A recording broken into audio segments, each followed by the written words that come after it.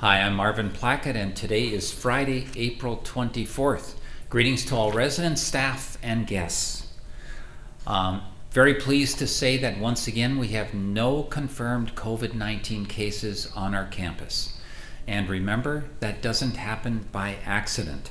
I'm going to read just a couple of short sentences from an article that was just posted at 11:22 a.m. in the Star Tribune. The title of the article is 21 More COVID-19 Deaths in Minnesota, Matching State's One-Day High. State health officials warned earlier this week that more testing, which fortunately is occurring, that more testing would mean more identification of COVID-19.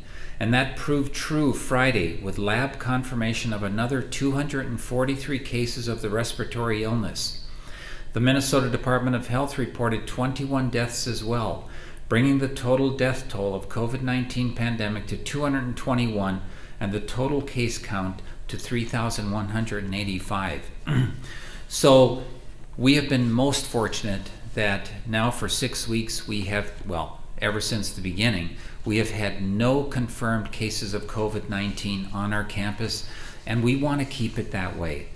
And it takes everybody's part, everybody doing what they know to do that we've talked about repeatedly every day over the last 6 weeks. A resident at Iris Park Commons, Kelly, thank you, Kelly, he gave me a call earlier today, and he talked about how not everybody, from his observation, is wearing their face mask, or at least not properly. And I want to remind everybody that wearing the face mask, you might think, I hope you don't, but you might think, I'm not worried about getting it, or I'm not likely to get it, or something cavalier like that. Remember, wearing the face mask is primarily to protect others. So if you want to protect your neighbors, your relatives, staff, everybody, right? If we want to protect all residents, all staff, we want to protect everybody, those that are around here that you love, right? Wear a face mask whenever you're not in your unit, whenever you're not in your apartment. Staff all day long as you're working with residents, as you're going about your duties. All of us need to be wearing our masks anytime we're not in our own secluded spaces. I wore my mask today coming here to this meeting. So remember that wearing that mask, it'll help you as well, right, from getting the virus, but it primarily helps those around you. It prevents you from potentially spreading it to others. We all have to do our part. I don't know if you watched it or not, or if you participated or not, but that quarantine sing-along with Joey Clark yesterday was terrific. So if you haven't yet watched it, do. Go to our website, go to social media, watch that sing-along with Joey Clark. He's just the best, isn't he? He's great. Today, I decided that I'm going to end my talk with a little bit of humor. Break with tradition here just for a moment. Someone sent this to me, an email, and it is called Patient's Charts, Actual Notes Unedited.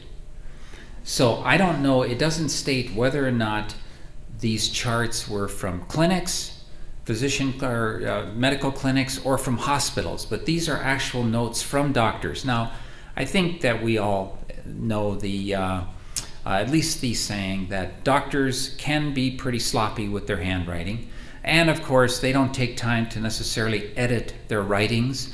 They're very busy people going from patient to patient, etc. So, hey, we forgive them, absolutely. But some of these were just so funny, I had to share them with you. I have a list of 31. I'm not going to read you 31, but I am going to read you 12. All right? So, again, patient's charts, actual notes, unedited. Patient has chest pain if she lies on her left side for over a year. On the second day, the knee was better, and on the third day, it disappeared completely. She has had no rigors or shaking chills, but her husband states she was very hot in bed last night. The patient has been depressed ever since she began seeing me in 1993. I have Chloe here in the background, our production manager, laughing along the way here. Thanks, Chloe. Discharge status: alive but without permission.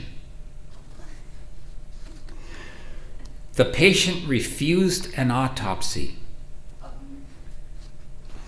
Remember, actual notes. Patient has left his white blood cells at another hospital. Patient had waffles for breakfast and anorexia for lunch.